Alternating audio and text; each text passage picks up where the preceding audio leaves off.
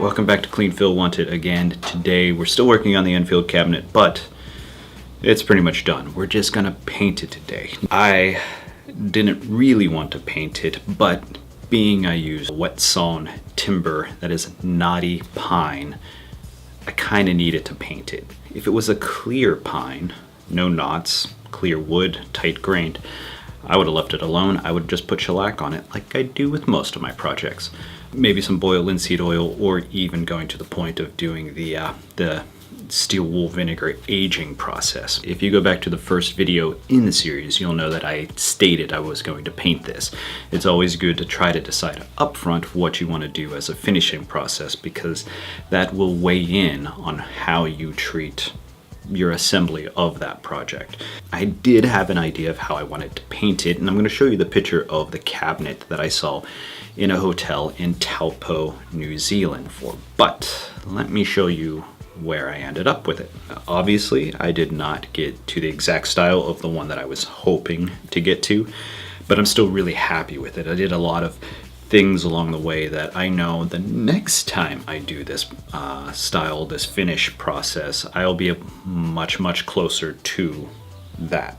First things first, you saw me a few episodes ago paint the inside of the cabinet. I painted it white twice. I did that before I put the face frame on, just because it was easier to get to the back of the face frame as well as get into the corners of the cabinet. Now I made a gray wash, which is basically gray paint that's watered down, and I wiped that on and wiped it off instantly. What it does is it leaves the darker paint, the gray paint, in nooks and crannies. I put 2 coats of white paint on the outside as a base, as a primer, just to hide some of the knots that are going on. Did sand through those, smoothed it out, sanded through it, down to the surface in the more highly used spots. Now here's the big thing about wear and tear distressing cabinets, distressing anything really. You shouldn't do it right away. Before you start distressing it with sandpaper, you want to live with it for a few days. Note where you grab it, like you grab it at the handle, you grab it at the latch. There's a lot of wear there on the bottom of the feet. You're going to be rubbing that with your feet as you walk by it, or the vacuum sweeper. Those are the types of things to note. That's where it's going to be worn out more than other spots. So that's where you sand through the finishes more than other spots. Milk paints, chalk paints, real paints that you can buy in the store, they tend to sand through a little bit easier, or even wipe through just a wet rag. But I made my own chalk paint, milk paint if you will. The recipe that I use for the paint mixture that I made here is with plaster. So it's 1/3 cup of plaster, 1/3 cup of warm water, and you use a whisk. Go to a dollar store, get a whisk it together really well. And then you add in 1 cup of your latex paint, whatever color you want. Note it will lighten your paint color a tiny bit. This is what it looked like, and it's a little bit too light for me. It does look good. It would look good in a cottage in the Outer Banks, seaside cottages. What I did was I took half of that paint mixture that I had, that chalk paint, milk paint, and plaster paint, and I mixed in a lot of dark paint to that. It got me a lot closer to what I was hoping for. I also sanded that through, wearing a dust mask by the way. What I wanted to do was glaze this and bring everything together, build up those layers. Glazing is something that Renaissance period painters, they used glazing on their oil paints to build up layers. It's the same thing that basically happens when you add boiled linseed oil to things. You're building up small layers, and light gets in there, hits the different layers, refracts back and forth before it comes back out to your eye. It gives things a lot of life. It gives them a lot of depth and warmth and fullness. You wipe over small sections, wipe it off really quickly, because once you add things like this to it, it's going to dry out super quick. It starts getting in all the cracks, you wipe it off. You don't take everything off, and it builds up. You're going to do that a number of times until you're comfortable with where it's at.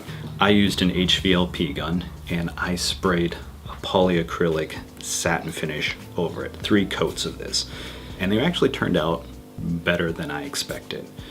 Take your time, very thin coats. The first 2 aren't going to look like you did much. I did use something that I told somebody recently that I stopped using these. These are synthetic steel wools. I actually found a new one, which is a quadruple 0.00000 steel wool, synthetic steel wool. So I cut it in half. I used one half to smooth out that satin polyacrylic, and basically it's almost completely glossy now. And on top of that, I used the other half of that synthetic steel wool to apply furniture wax. There's a big thing you should note. Wax is always last. As soon as you add dark wax on, you can't really paint over that without stripping it all off. And that's a big process.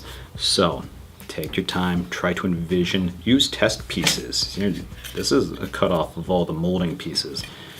Do that, test things. This is testing of glazing. You can see how it's darker in the crevices. This is how you test things. So if you're gonna use a wax at any point, even just to shine it up, or dark wax to age it, do that last. Test pieces. And I forgot to mention this, I don't know if I showed it. That latch, I didn't want it in there while I painted. I didn't want it in there while I painted. I didn't want it in there while it was glazed. I wanted it to be able to move freely.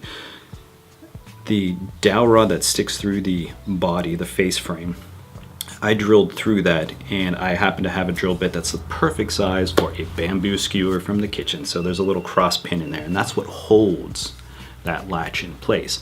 But next time we're going to go over things I would change. It'll probably be a really short video. Thanks for subscribing, comment, like, dislike. They all help. Take care. Cheers. Trash man's coming by, and he's going to take all my bottles in a second. And that is the sound of how many beers I drank last week.